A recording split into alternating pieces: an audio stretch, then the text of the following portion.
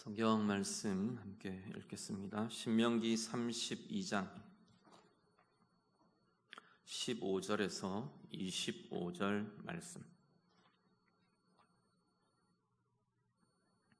구약성경 314쪽입니다.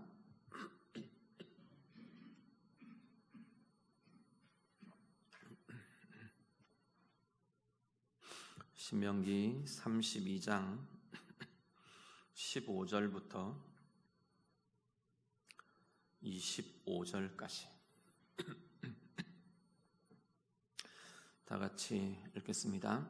그런데 여수론이 기름짐에 발로 찼도다. 내가 살찌고 비대하고 윤택함에 자기를 지으신 하나님을 버리고 자기를 구원하신 반석을 업신여겼도다. 그들이 다른 신으로 그의 질투를 일으키며 가증한 것으로 그의 진노를 격발하였도다. 그들은 하나님께 제사하지 아니하고 귀신들에게 하였으니 곧 그들이 알지 못하던 신들, 근래에 들어온 새로운 신들, 너희의 조상들이 두려워하지 아니하던 것들이로다. 너를 낳은 반석을 내가 상관하지 아니하고 너를 내신 하나님을 내가 잊었도다. 그러므로 여호와께서 보시고 미워하셨으니 그 자녀가 그를 경노하게 한 까닭이로다. 그가 말씀하시기를 내가 내 얼굴을 그들에게서 숨겨 그들의 종말이 어떠함을 보리니 그들은 심히 패역한 세대요 진실이 없는 자녀이미로다. 그들이 하나님이 아닌 것으로 내 질투를 일으키며 허무한 것으로 내 진노를 일으켰으니 나도 백성이 아닌 자로 그들에게 시기가 나게 하며 어리석은 민족으로 그들의 분노를 일으키리로다. 그러므로 내 분노의 불이 일어나서 스올의 깊은 곳까지 불사르며 땅과 그 소산을 삼키며 산들의 터도 불타게 하는도다. 내가 재앙을 그들 위에 쌓으며 내 화살이 닿을 때까지 그들을 쏘리로다. 그들이 주림으로 쇠약하며 불같은 더위가 독한 질병에 삼켜질 것이라. 내가 들짐승의 이와 티끌에 기는 것의 독을 그들에게 보내리로다.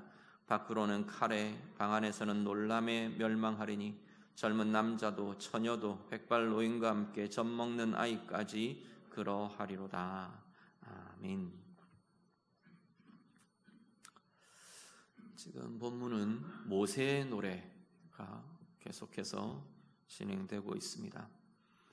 우리 31장 뒷부분에도 이야기되면서 되고 32장 바로 시작 전에 선포되는 것처럼 하나님께서는 하나님 당신의 행하심을 노래로 만들어서 이스라엘 자손들에게 부르게 해라 그렇게 말씀합니다.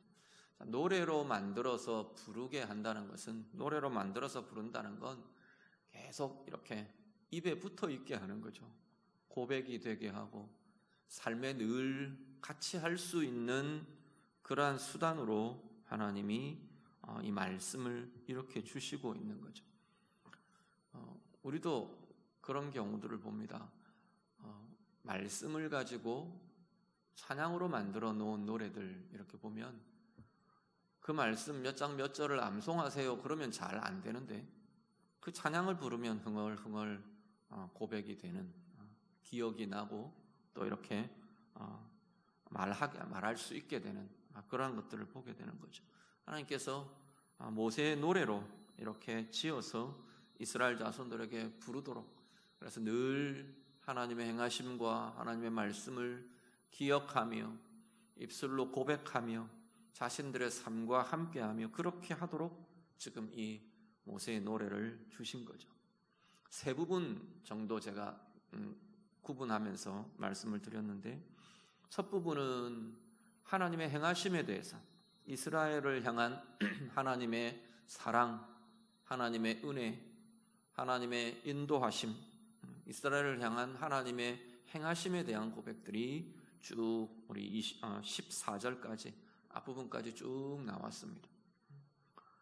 그 내용은 다 하나님이 사랑하셨고 만나주셨고 함께해 주셨고 보호하셨고 인도하셨고 이런 거죠. 그리고 오늘 두 번째 부분이 나오는데, 이 두 번째 부분은 그런 하나님을, 그 은혜로 함께 하신 그 하나님을 이스라엘이 배반했다라는 거죠. 그 이스라엘의 배반에 대한 이야기가 오늘 본문으로 쭉 이어지게 됩니다. 이스라엘이 배반하고 그에 대해서 하나님이 진노하시며 하나님의 진노의 대응, 진노의 이 배반의 결과가 어떠했는가, 이런 내용이 오늘 본문에 쭉 이어지게 됩니다. 먼저 한번 보시죠. 오늘 우리 읽으신 15절 15절 말씀, 15절 16절 같이 한번 읽으시죠. 15절과 16절 같이 읽겠습니다. 그런데 여수run이 기름짐에 발로 찼도다. 내가 살찌고 비대하고 윤택함에 자기를 지으신 하나님을 버리고 자기를 구원하신 반석을 업신 여겼도다. 그들이 다른 신으로 그의 질투를 일으키며 가증한 것으로 그의 진노를 격발하였도다. 아멘. 왜 이스라엘이 배반을 했는가? 이스라엘의 배반이 마음의 이유, 영적인 이유 이야기할 텐데, 상황적으로 지금 오늘 본문은 그렇게 이야기합니다. 그들이 네가 살찌고 비대하고 윤택해지면서 자기를 지으신 하나님을 네가 버렸다. 자기를 구원하신 반석을 업신여겼다. 나를 지으신 창조주 하나님을 버렸고 내 구원자 하나님을 네가 업신여겼다 말하는 거죠. 살찌고 비대하며 윤택하여져서.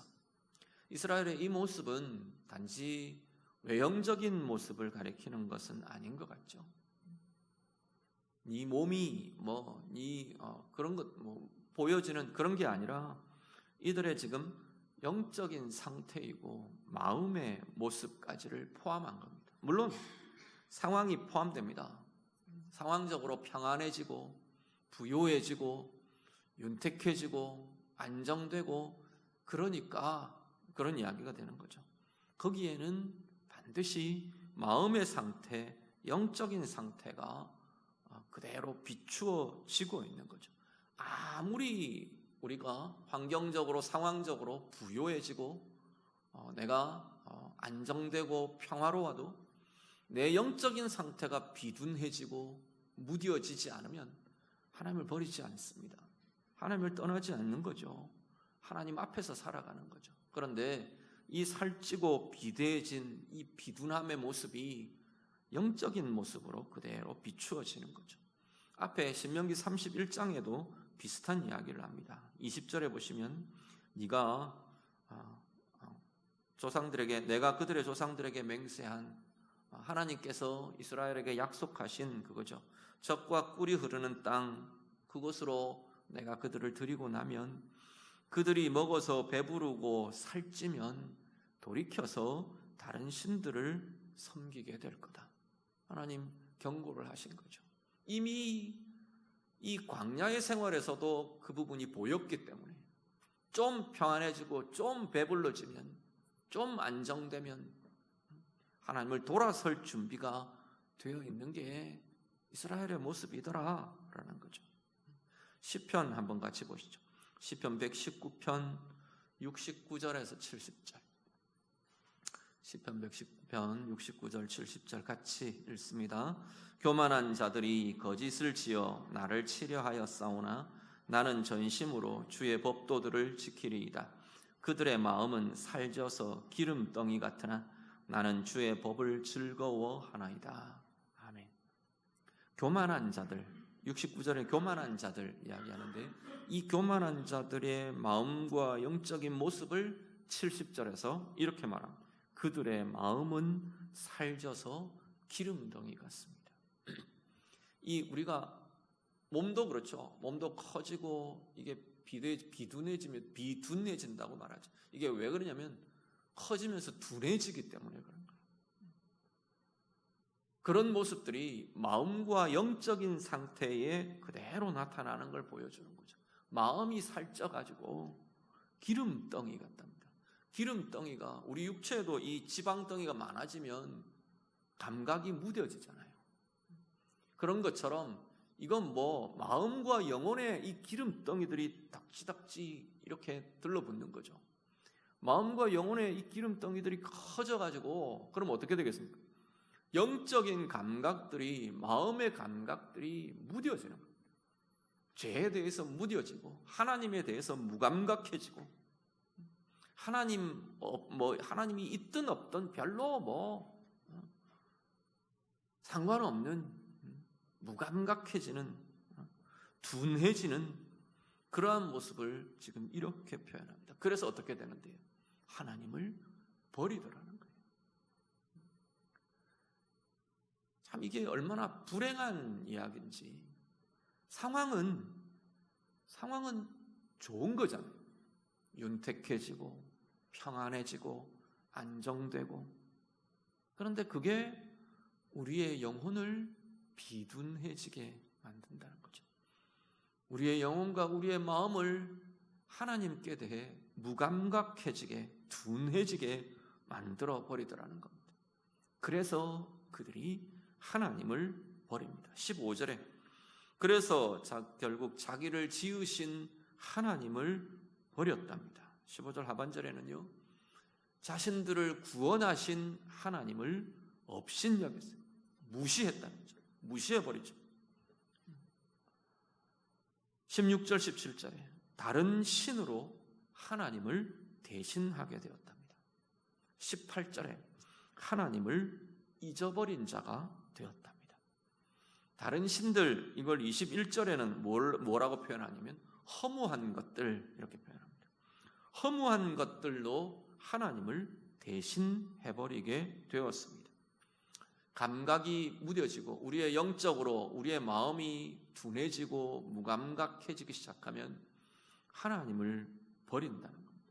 하나님이 멀어지고 나중에는 하나님을 버려버리는, 하나님과 상관없는 인생을 사는, 거기에는 보면 하나님을 무시하고 하나님을 업신여기는, 하나님의 주권에 대해서 무시하고 업신여기고, 하나님의 높으심에 대해, 그 하나님의 권능에 대해, 그 하나님의 의로움에 대해 무시하고 업신여겨버리는 거죠. 왜 업신여기는 게 되느냐면 하나님의 심판을 두려워하지 않는 게 되는 거죠. 하나님의 의가 어떤 것인지 무시해버리는 거예요. 결국은 다른 것이 하나님을 대신합니다. 이스라엘은 보면 다른 신들이 하나님을 대신했다 표현하는데, 성경 곳곳에 이 다른 신들, 우상들은 허무한 것으로 표현됩니다. 오늘 21절도 그대로 이야기하죠. 21절에 보시면 그들이 하나님 아닌 것으로 내 질투를 일으켰다. 다시 그걸 한 번 더 반복하면서 설명하는데, 허무한 것으로 내 진노를 일으켰다. 그건 하나님 아닌 것, 이게 지금 허무한 것이라는 거죠. 앞에 이야기 나온 다른 신들, 그게 허무한 것이. 왜 허무한 것이냐면 실제가 아니기 때문입니다. 바알도, 아세라도, 아스타롯도, 맘몬도, 수많은 가나안 땅의 그 우상들이, 몰렉도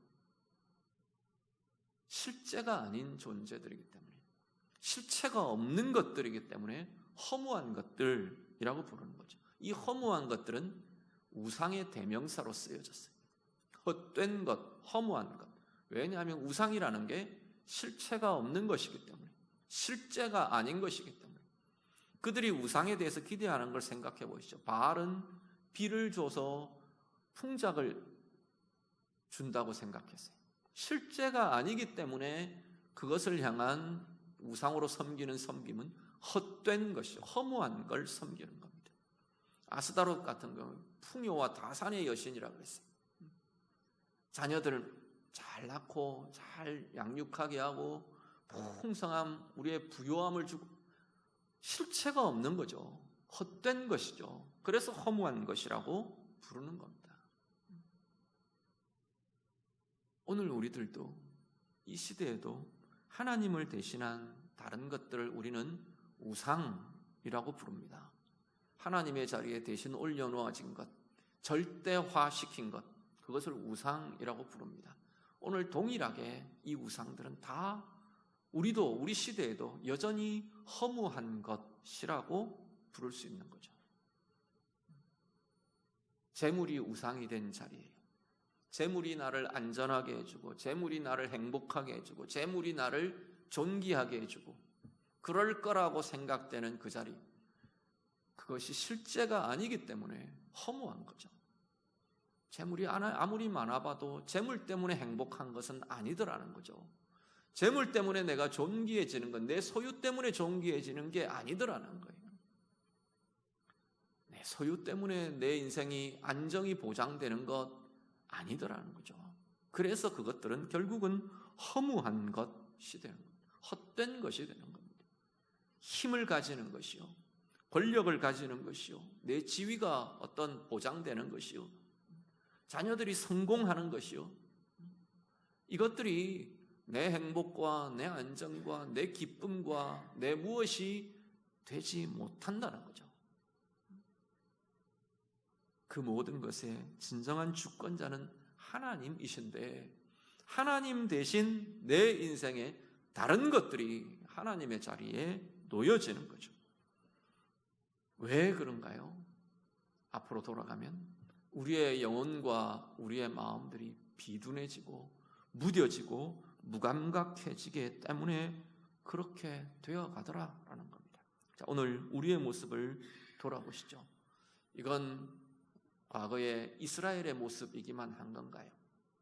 오늘 내 모습 속에는 내게 있는 평안과 내게 있는 풍족함과 내게 있는 안정과 이것이 내 영혼과 내 마음을 비둔하게 하고 있지는 않습니까?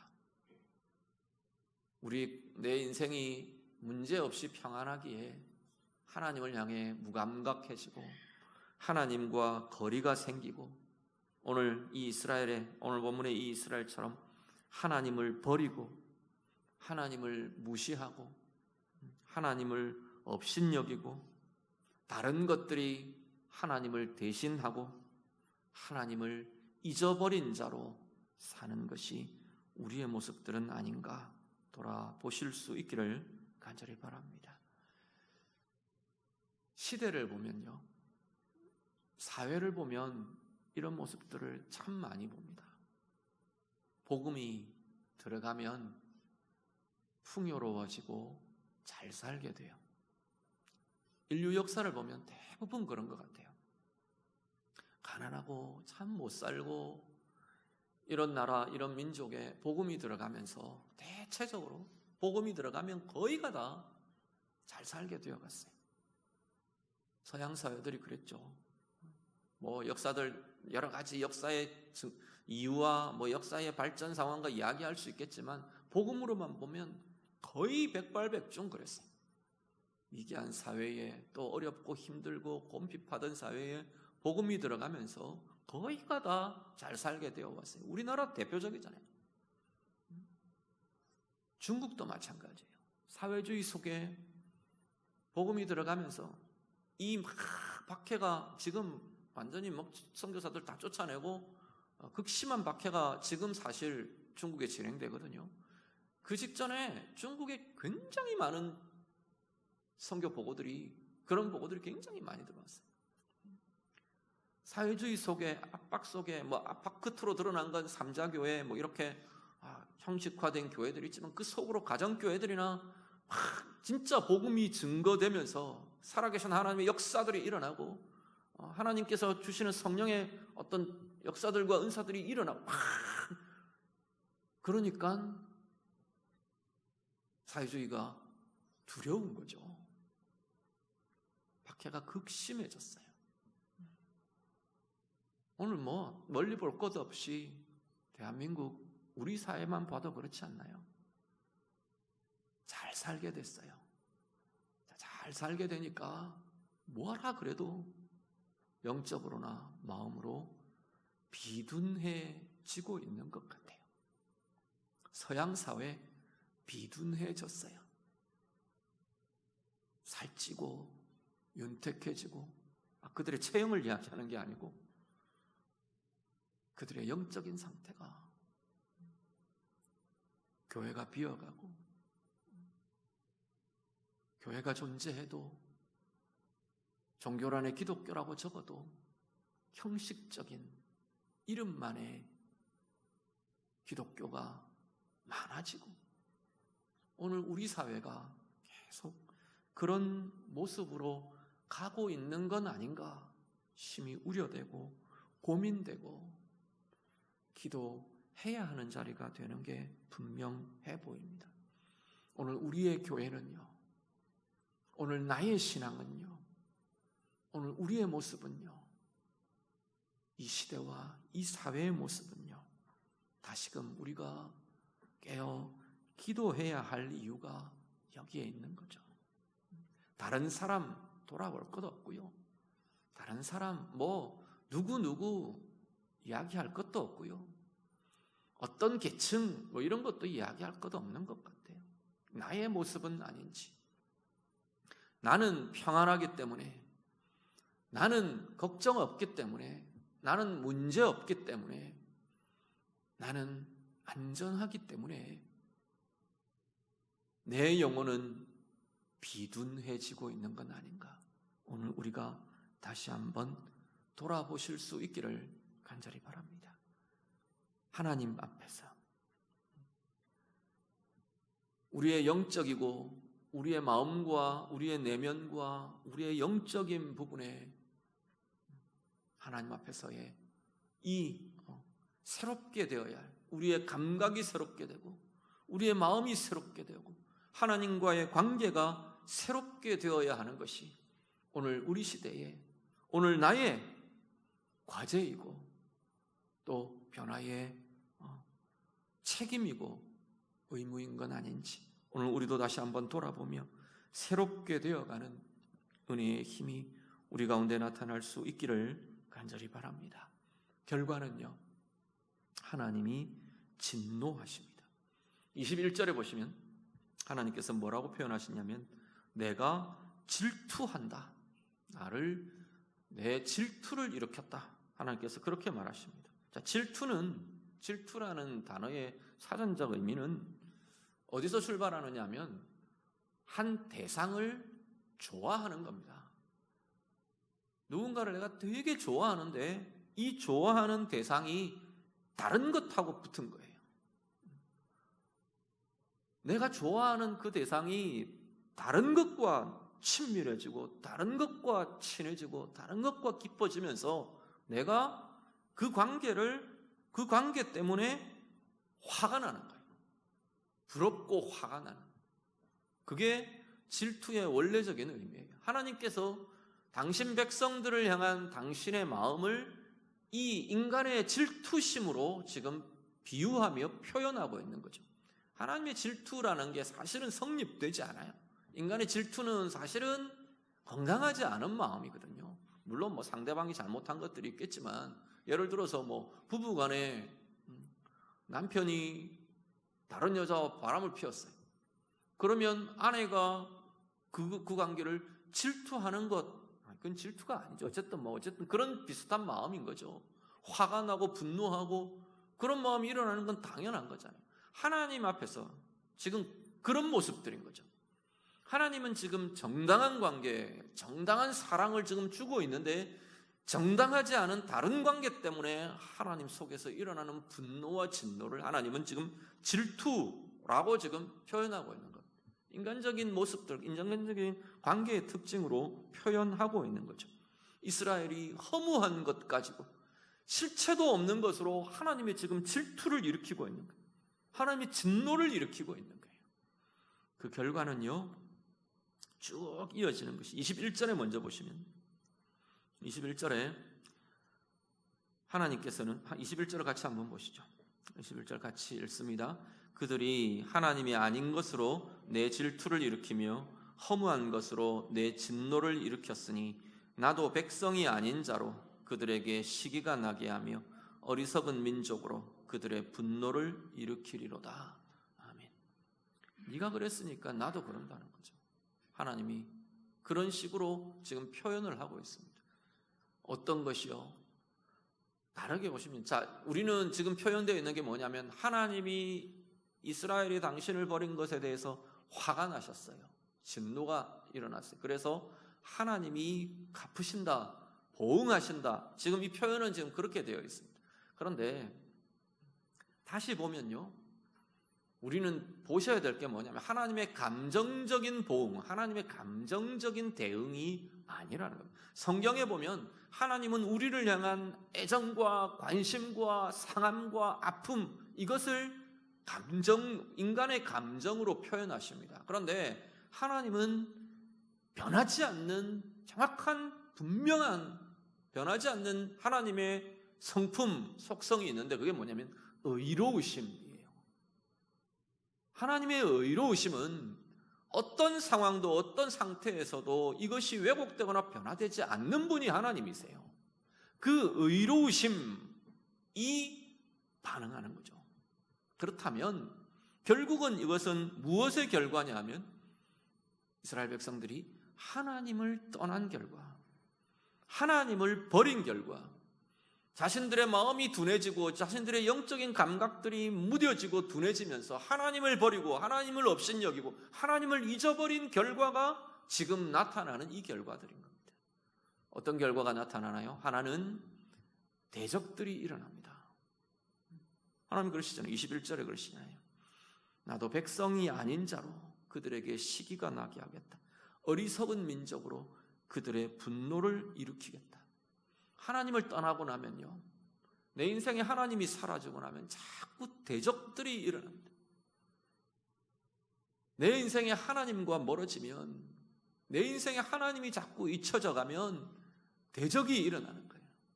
공격하고 다투고 부딪히고 깨지고 상하게 되는 대상들로 인해 대적의 문제들, 대적으로 인한 상함들이 일어나게 된다고 이야기하시는 거죠. 22절이요. 22절 한 번 더 같이 봅니다. 같이 읽겠습니다. 그러므로 내 분노의 불이 일어나서 스올의 깊은 곳까지 불사르며 땅과 그 소산을 삼키며 산들의 터도 불타게 하는도다. 아멘. 싹 타버리는 겁니다. 기껏 쌓아놨는데, 기껏 모아놨는데, 기껏 쌓아 올렸는데 허물어져 버렸어요. 다 불타버렸어요. 결과들이 허물어지고 쌓은 수고가 무효가 되고 헛것이 되고, 우리는 그걸 열매 맺지 못한다고 표현 많이 하죠. 열매를 맺지 못하는 거예요. 수고하는데 애쓰는데 자꾸 날아가 버려요. 자꾸 새 나가버려요. 움켜쥐고 검어진 것 같은데 이렇게 지고 보니까 다 새 나가버렸어요. 애쓰고 수고하고 땀 흘려서 열심히 뭐 한 것 같은데 결과가 나타나질 않아요. 열매를 맺지를 못해요. 하나님을 버린 결과가, 창조주 하나님을 버린 결과가, 자신의 구원자를 업신여긴 결과가, 자신의 주권자를 잊어버리고 떠나버린 결과가, 그 결과 열매가 맺어지지 못하는 삶으로 자꾸 나아가게 되더라 말씀하는 거죠. 24절 같이 보시죠. 23절과 24절 같이 읽습니다. 내가 재앙을 그들 위에 쌓으며 내 화살이 닿을 때까지 그들을 쏘리로다. 그들이 주림으로 쇠약하며 불같은 더위와 독한 질병에 삼켜질 것이라. 내가 들짐승의 이와 티끌에 기는 것에 독을 그들에게 보내리로다. 하나님을 버린 결과, 하나님을 떠나버린 결과, 잊어버린 결과는요, 상하고 아픕니다. 이건 뭐 육신의 아픔 그것만을 이야기하는 것이 아니라 고통과 아픔과 상함이 그 결과로 나타나는 거죠. 쏘는 화살처럼 상하고 찔러 들어오고 찔리고 꿰뚫고 불같은 더위가 내리쬐는 것처럼 메마르고 목마르고 가라고 상하고 독한 질병들이 일어나서 아프고 상한 것처럼, 칼에 상하는 것처럼, 그 비유들이 지금 계속 그 표현들이 그렇게 나타나는 거죠. 고통과 아픔과 상함이 그 가운데 나타나는 모습들이 된다는 겁니다. 어떤 인생이요? 마음이 비둔해져서, 영혼이 비둔해져서 하나님을 잊어버리고 하나님을 업신여기고 허무한 것으로 하나님을 대체해버린 결과가, 그것들이 나를 상하게 하는 거예요. 내가 이게 내 행복을 줄 거라고 쫓아갔던 그게 나를 걸려 넘어지게 하고, 나를 옥죄어오고, 나를 상하게 하고, 나를 찌르고, 그것 때문에 깨지고 넘어지고 상하는 그 모습들이 일어나더라는 거죠. 오늘 우리들 다시금 돌아보시기를 바랍니다. 혹시 거꾸로 한번 짚어보시죠. 우리 자신의 삶에 열매 맺지 못하는 자리, 자꾸 헛된 것 같고 공허한 것 같고 텅 빈 것 같고 결과를 얻지 못하는 것 같고 결과가 사라져버리는 것 같고 애씀과 수고가 무효화되는 것 같고, 그런 자리들이 혹시 우리에게 반복되는 그러한 자리들은 없으신가요? 그것이 하나님이 그 자리에 함께 하시지 않기 때문에, 그 자리에 내가 하나님을 버린 방법들, 하나님을 떠나 있는 인생들, 하나님과 함께 서지 못하는 자리이기 때문에 그렇게 되어 있는 것은 아닌가 돌아보실 수 있기를 바랍니다. 그 자리에 혹시 하나님 대신 허무한 것들을 자꾸만 세우고 붙들고 있는 결과들은 아닌지 우리 자신들 돌아보실 수 있기를 바랍니다. 내 삶에요, 자꾸만 반복되는 문제나 상함이나 아픔이나 깨짐이나 그러한 자리들, 관계로서든 문제로서든 상황으로서든 어떤 자리들이 혹 있으십니까? 그 자리가 바로 하나님을 잊어버리고 하나님을 떠나 있고 하나님의 은혜가 막혀 있고 메말라 있기 때문에 그런 자리들은 아닌 건지 돌아보실 수 있기를 간절히 바랍니다. 말씀 마무리합니다. 오늘 우리들이요, 이스라엘처럼 우리의 삶의 풍족함과 평안과 하나님 주신 다 이게 다 은혜이고 복인 거잖아요. 원래 우리의 평안, 우리의 부요함, 우리의 평안함, 우리의 안전 다 하나님이 주신 은혜들인데, 이게 오히려 우리를 무뎌지게 하고 무감각해지게 하고 하나님을 잊어버리고 하나님을 떠나고 하나님을 버리는 이유가 되어 있는 것은 아닌가 돌아보실 수 있기를 바랍니다. 이런 것들 때문에, 오히려 하나님이 주신 좋은 그 평안 때문에 하나님께 무감각해지고 허무한 것들로 하나님을 대신하는 그러한 삶이 되지 않기를 간절히 바랍니다. 하나님께 무감각함이나 이 은혜의 메마름 때문에 상함과 아픔과 열매 없음과 실패가 자꾸 반복되는 그러한 삶, 그러한 인생, 그러한 가정, 그러한 우리의 모습, 더 나아가서 그러한 우리 나라, 시대가 되지 않기를 간절히 바랍니다. 다시 한 번 더 하나님과 함께, 다시 한번 하나님의 은혜의 회복으로, 하나님의 은혜로 하나님과 함께 나아가는, 하나님께 민감한 우리의 영혼과 우리의 삶으로 날마다 새로워져 가고, 아무리 부요해도 하나님께 깨어있는 그 심령은 물질에 지배당하지 않는 거죠.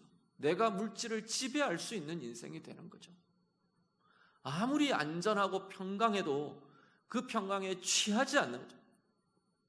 취하지 않는 비결은 하나님과의 관계예요. 하나님과의 관계에 내가 깨어있는 것, 내 기도가 내가 깨어있고 말씀이 내게 깨어있고 말씀이 잠들어 있고 기도가 멀어지고 잠들어 버린 그 자리는 장사가 없어요. 평안하기 때문에 기도하지 못하고, 내가 부요하기 때문에 하나님의 말씀이 필요 없고, 그렇게 되어버린 삶에는 당연히 이 비둔함이, 영적인 비둔함이 나타날 수밖에 없는 거죠. 오늘 우리의 삶이 날마다 새롭게 하나님 앞에서의 새로운 감각으로, 새로운 깨어있음으로 하나님과 함께하는 인생으로, 그래서 은혜와 날마다 새롭게 경험하는 은혜와 날마다 새롭게 경험하는 하나님의 복의 삶을 살아가시는 우리 모두가 다 되시기를 우리 주님 이름으로 축복합니다. 같이 기도하겠습니다.